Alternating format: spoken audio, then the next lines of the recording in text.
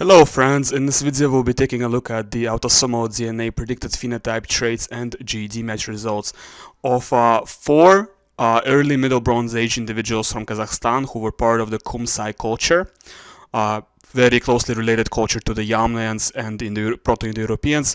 It's four samples, three of them are women, one of them is a guy. The guy's paternal lineage is Q1b on the screen. Look at the names I assigned to them and look at the samples these names represent. So for every sample I came up with a creative name, and I'm going to be using these names to refer to them in my video. We are going to start with Marina. This is what she looks like. She's got dark brown color eyes, snub-shaped nose and black hair. She's most likely heterozygous for blue eye haplotype 1. She does not have blue eye haplotype 3 or 2. Actually, BH2 is undetermined, so we can't really know that. And she does not have BH4. Blue eye haplotype 4 is not found in her file. Overall, a pretty dark individual. Heterozygous for blue eye haplotype 1 means she's going to be dark regardless of what she has for BH2. Her eye shape prediction is that she has Amerindian, followed by East Asian, followed by Oceanian eye shape, so quite exotic looking in terms of eye shape. And when it comes to hair shape prediction, that was done with 7 SNPs. Her predicted hair shape is wavy hair, followed by curly, followed by straight. Last place come kinky. She does not have East Asian EDAR, and you know, if you look at her genotypes in SLC 45A2, she doesn't have any derived variants there, but she does have some variants for lighter Eurasian skin tone if you look at her genotype in SEEP gene. Now we're moving on to our second individual, which is Trisha. Trisha has brown color eyes, snub-shaped nose, and black hair. She has blue eye haplotype 1, but no blue eye haplotype 2 or 3 or 4, so definitely very dark in terms of color. She has heterozygous genotype in EDAR, which means she has one derived East Asian allele in EDAR. She does not have any derived variants in SLC 45A2, so darker hair, skin, eyes, and not a European genotype whatsoever. She does not have any derived variants in MC1R.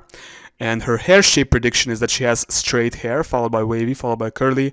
Last place comes kinky. Her eye shape prediction is that she has American Indian or Oceanian or Middle Eastern eye shape in that order. I did list them by order. The highest percentage is Amerindian, then Oceanian, then Middle Eastern. And she has some genotypes in SLC 24A4 that contribute to a lighter eye color. However, this is not enough to give her any kind of eye color lighter than brown. Now we're moving on to Alexis. Alexis has got dark brown eyes, snub-shaped nose, and black hair once again. She most likely has blue eye haplotype 1. Blue eye haplotype 2 status is undetermined. The reason it's undetermined is because she lacks the main BH2 variant. However, she has 2 derived variants in the other BH2 variant, and these typically come together. They're very closely, tightly linked to each other, so it's kind of interesting that she has this linkage here. So we can't really say whether or not she has blue eye haplotype 2. And she does not have blue eye haplotype 3. She has darker skin based on her SLC 45A2 genotypes as well as a SEEP. Her hair shape prediction based on 10 SNPs is that she has wavy, followed by straight, followed by curly. Last place comes kinky hair. Actually, the prediction for kinky hair for all of these is 0%. Her eye shape prediction based on 18 SNPs is that she has South Asian, followed by Estonian, followed by Middle Eastern eye shape. So she actually looks quite Caucasoid compared to the previous two women. She does not have derived or East Asian variants in EDAR, and she does not have any derived variants in MC1R, so definitely no ginger-related variants here. Now we arrive at Mark, which is in fact the last guy, and actually the only guy out of all of these people. He's got brown color eyes, snub-shaped nose, and black hair. He most likely has blue eye haplotype 1. His BH2 status is once again undetermined, and it's the same situation as Alexis. He has the same exact type of dislinkage in BH2. Could this contribute to him having a lighter eye color? Yeah, it could. He could have maybe hazel eyes instead of brown, but he still has dark eye color. He does not have blue eye haplotype 3. And he has some genotypes for white Eurasian skin tone if you look at his genotypes in SLC 24A5 and SEEP. He does not have any derived variants in SLC 45A2, so darker non-European skin tone here. He does not have any derived variants in MC1R. His hair shape prediction based on 4 SNPs, so keep in mind 4 SNPs is maybe not the highest quality prediction, is that he has kinky, followed by curly, followed by wavy hair. So 4 SNP prediction is not exactly accurate. His eye shape prediction based on 9 SNPs is that he got South Asian or Amerindian or Estonian eye shape, and this is pretty much the appearance of Mark. For the GED match portion of the video, we'll be taking a look at Alexis. Her file is the highest in quality, and they all pretty much score the same thing. So this is what Alexis scores with Eurogene's K13. As you can see with this calculator, Alexis is scoring like a pretty typical Yamna, basically a lot of Baltic, a lot of West Asian, but she is also scoring 13% South Asian, which is higher than what's typical for Yamnans. With the Oracle, she's getting modeled as a mixture of Malta boy plus Lezgins or Chechens or Tabasarans, so like a mixture of ancient North Eurasian plus modern Caucasus people. It's also not a typical result for Yamna, so you see these people are a little bit different from Yamna in that they have more affinities towards like South Asians and Arctic people. This is what she scores with MDLP K11. Once again, it looks sort of like Yamna, but it's also pretty different because as you can see with the Oracle, it's Yamna plus Bernkirk. Basically a mixture of Yamna or Russia early Bronze Age plus some kind of Goyet. So Yamna is shifted more towards Arctic and East Eurasians basically. So it's not a representative result for Yamna. This culture, Kumsay culture, is different from Yamna genetically. They are like Yamnans with a little bit of East Eurasian admixture. So with MDLP K16, this is what she scores.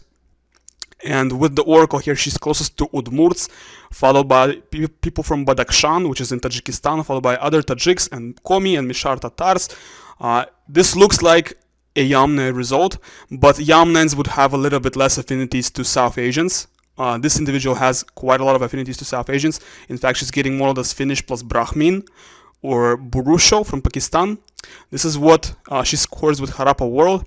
Here she's scoring, actually, this result looks almost like Yamna, except Yamna would not score 10.5% American. So once again, we see a deviation from what's typical for Yamna. Yamna would score this, but without the 10% American. So this looks like a Yamna result, except for the American score. And with the Oracle, she's getting modeled as a mixture of Finnish plus Brahwi or Baloch, which are groups in southwestern Pakistan. Once again, this looks like a Yamna result. The only difference is that Yamna would have closer fits, and Yamna would not score Amerindian with this calculator. Now, this is what she scores with Pandian K10. Once again, it looks sort of like a Yamna result. The difference, however, is that she's scoring 10.3% ASI, South Indian, and she's scoring 10.6% Amerindian. Yamna would not score these portions in this kind of quantity, right? Yamnans would score a lot less of these components. And with the Oracle, she's actually closest to Pashtuns, followed by Kalash. That's because of the high ASI component. Because of the high South Asian component, she's actually closest to Pashtuns with this Oracle, and she's getting more or less a mixture of Kalash plus Chuvash or Mardvins plus Burusho. As you can see, this is pretty high distance. The distance is high is because of the high Amerindian and Beringian component. And this is what she scores with Ancient Eurasia K6, and this is, by the way, this is a representative result for all the other Kumsay individuals. It's basically like a mixture of Yamna plus something more East Eurasian. I haven't even figured out what kind of East Eurasian it is, but if you look at this calculator's Oracle, it seems like you can see Steppe Early Middle Bronze Age plus Clovis or Steppe Early Middle Bronze Age plus Pima, so it looks like with this Oracle, it's a mixture of Yamna plus 1/4 Native American. Clovis or Pima. And this is what this individual is scoring with Gedrosia K3. She's scoring 25%, basically a quarter East Eurasian. This is also different from Yamnans. Yamnans would score around 10 or 12% East Eurasian and the rest West Eurasian. So this individual is basically like a mixture of Yamna, and all these Kumsay people are basically like a mixture of Yamna plus some kind of East Eurasian source.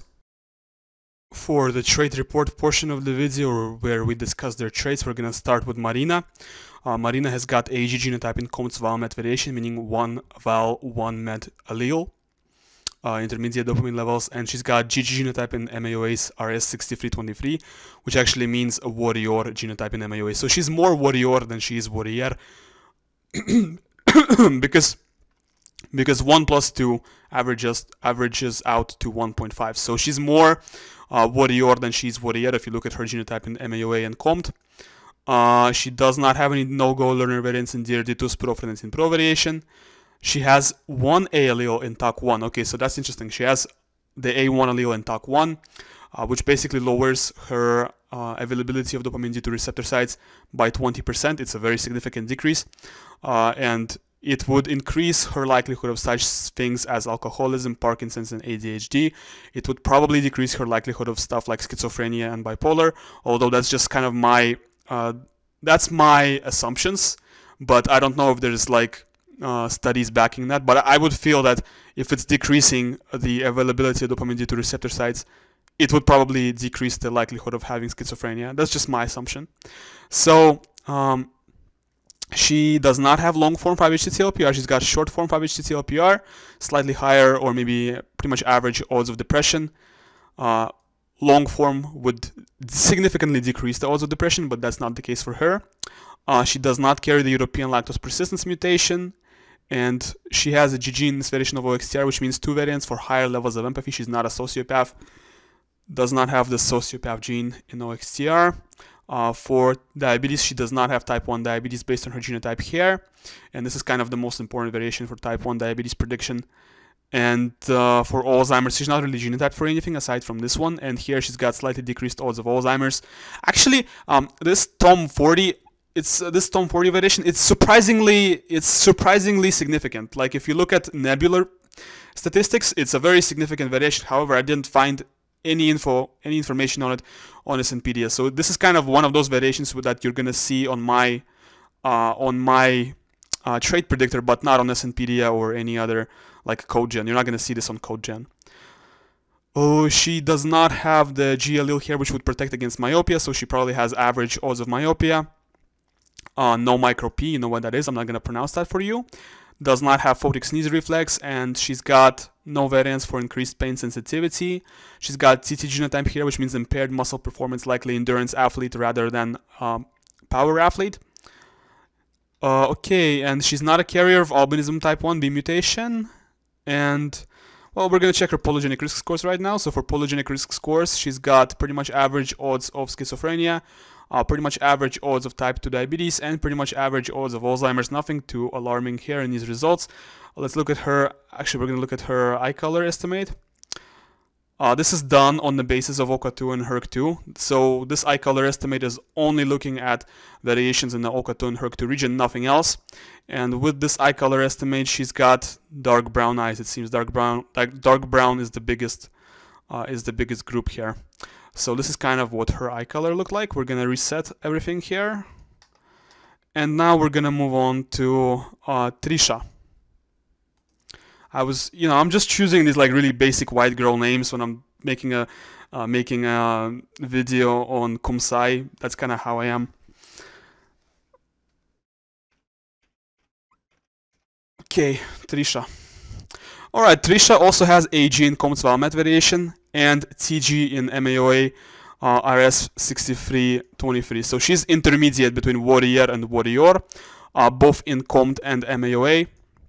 She does not have any no-go learner variants in DRD2 Spro-19 Pro, and she does not have the A1 allele in TAC1. So she's got pretty much normal, like standard human genotype. Nothing is surprising here.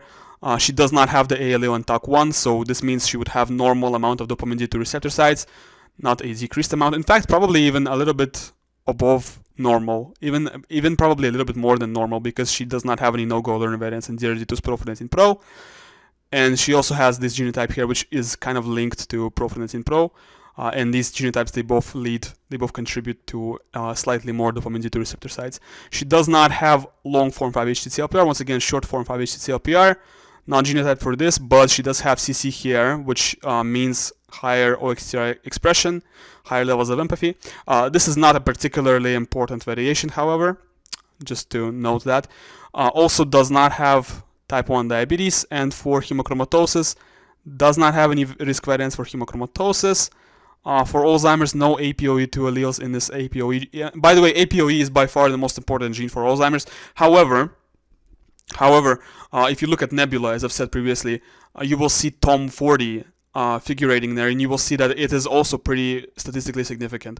So I think APOE is still more statistically significant than TOM. I don't remember like how exactly the calculation works, because I wrote the script like a month ago, but TOM40 does make a big contribution. So she has slightly decreased odds of Alzheimer's based on her genotype in this variation of TOM40. No G allele here, so no protective allele against myopia, no micro P. Mix of muscle types, likely more sprinter rather than endurance athlete, and no variants for increased pain sensitivity in SCN9A. Now we're gonna look at her polygenic risk scores. So for polygenic risk score, this is Trisha, right? This is Trisha. Yeah, this is Trisha. So Trisha has pretty much above average odds of schizophrenia. I wouldn't say it's that alarming, but it's slightly above average. She's got average odds of type 2 diabetes, and she's got slightly below average odds of Alzheimer's. We're going to look at her OCA2 and Eyecolor, our OCA2 and HERC2 Eyecolor prediction. So this is once again based on her genotype in OCA2 and HERC2, and here she's got, it looks like, dark brown eyes. So this prediction is a little bit different from what you saw previously with my NOSHACOT, because NOSHACOT takes into account all the other genetic variations as well. But in regards to this is only done with her genotype in OCA2 and HERC2 region. This does not take into account all the other variations. We're going to reset everything here. And now we're going to look at the next individual, which is Alexis. I wonder if I can fit this all in 10 minutes. Probably not. Probably can't. So let's wait for Alexis to load here. You know, I'm using an unpaid version of Bandicam, so I have to wait. I have to record in 10 minutes. Okay, so Alexis has got AA in Comte's Valmet variation. So this is a Warrior genotype in Comte and Warrior genotype in MAOA. So overall, these probably cancel out, and she'd probably have intermediate genotype. So intermediate intermediate amount of dopamine, intermediate speed of dopamine reuptake, and intermediate number of dopamine, since MAOA and Comte are both enzymes that break down dopamine. Having less of the Comte enzyme but more of the MAOA enzyme would still result in an intermediate level of dopamine in the brain. She has one no-go learner variant in the Erditus Profenetine Pro, and she does not have any derived variants in. She does not have the A allele in TAC1. Actually, I don't even know if the A allele is the derived variant there, because like if you follow the mainstream ideas of evolution, and that, you know, humans evolved out of some common ancestor with Neanderthals and blah blah blah, right? Neanderthals mostly have AA genotype, and humans mostly have GG genotype. So who would be the one with ancestral? Which one would be the ancestral? Would it be the A allele, or would it be the G allele? I don't know. If you believe that humans have a common ancestor with Neanderthals, what do you think is the ancestral allele? Is it the A allele, which basically results in a significant reduction in the number of dopamine D2 receptor sites, or is it the G allele? I think it might, if you believe in that, it might be the A allele. That would be the logical thing to assume, and the G allele would be actually the derived variant that humans acquired. But I don't know. I don't want to comment on that. So this is Alexis. Alexis does not have long form 5-HTTLPR. And Alexis does not carry the European lactose persistence mutation. Alexis has the sociopath gene in OXTR, which is very interesting. Alexis has this genotype, which leads to not having type 1 diabetes. She does not carry any hemochromatosis variants, and for myopia, she does not have the G allele here, which would lead to a decreased risk of myopia. For her, that's not the case. She doesn't have it. Does not have micro P, and does not have photic sneeze reflex, and she has one variant for increased pain sensitivity in this variation of SCN9A. You can research more into it. You can open my trait predictor and look through it yourself. And we're going to look at her polygenic risk scores. So she's got very low odds of schizophrenia, basically like 1/4 the average odds of schizophrenia. She's got slightly higher odds of type 2 diabetes and very high odds of Alzheimer's. Now we're going to be looking at her results with my OCA2 and HERC2 Eyecolor predictor. Here it seems to be either Hazel or light brown. Actually, light brown is a little bit higher than Hazel here. So light brown eyes, and this prediction was done with only her genotype in the OCA2 and HERC2 region. Just to remind you, all the other genes that contribute to Eyecolor are not counted here. It's only the OCA2 and HERC2 genotypes. We're going to reset everything here, and we're going to move on to our final individual, which is Mark. All right, so we're going to move into Mark. I did not manage to fit it all into 10 minutes. I had to cut. You might have noticed it in the video. But yeah, it is cut. So Mark has got GG in Comte's Valmet variation, meaning Warrior genotype. He's not genotyped for RS6323 in MAOA, so we don't know. But based on her genotypes, based on his genotype in Comte's Valmet variation, we can assume he's at least He's at least as warrior as he is warrior. Assuming he has like TT here, he would be as warrior as he is warrior. Most likely he's more warrior than warrior, because most likely he does not have TT here. He actually has AA genotype in TAC1, which is very interesting. Very surprising genotype here. I was just talking about it earlier before I cut the video. I was just talking about how uncommon the AA allele is among modern humans and how common it is among like Neanderthals or monkeys, for example. And it's very interesting that he has this genotype here. It's pretty rare for humans to have the A allele, let alone 2 A alleles in this variation. It does result in a greatly decreased number of dopamine D2 receptor sites in the brain, and as I've stated previously, higher odds of alcoholism, Parkinson's, ADHD, and various other illnesses. I would also, as I've stated previously, I would also theorize that it would reduce the risk of stuff like schizophrenia and bipolar, but that's just my theories.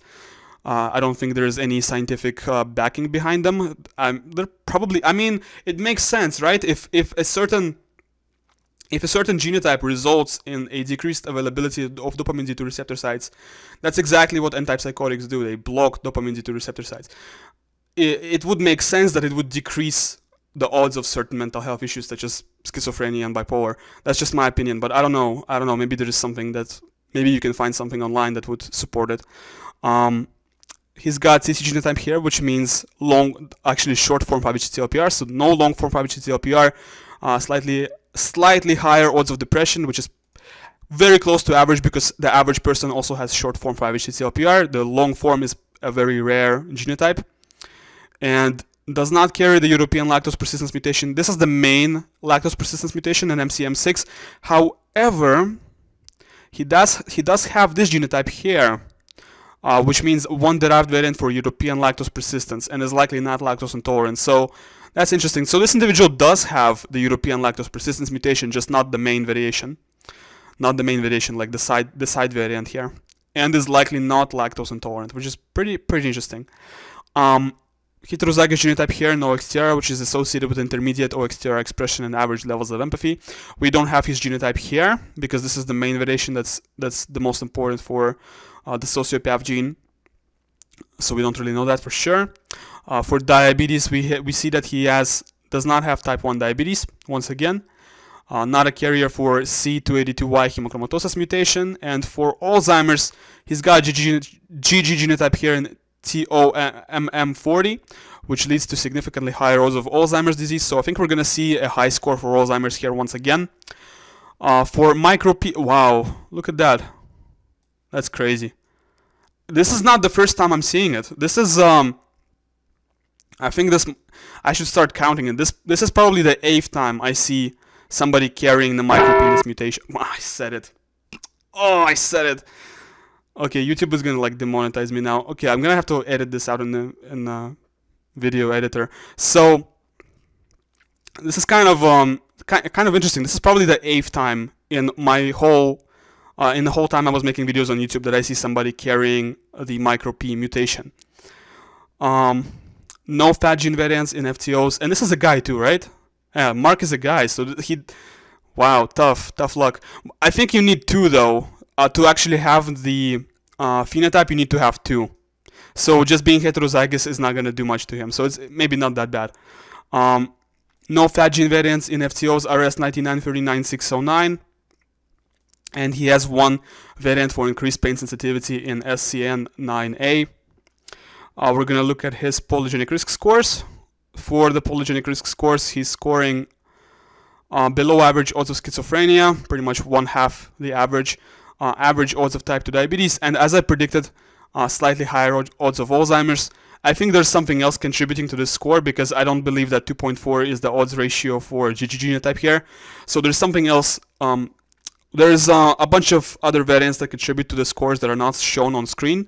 So that's probably the case. They are probably the ones that contributed to him scoring this.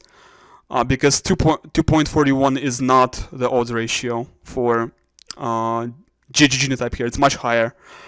And okay, we're gonna look at what else. That's pretty much all there is to it. Now let's look at his OCA2 and HERC2 Eyecolor prediction.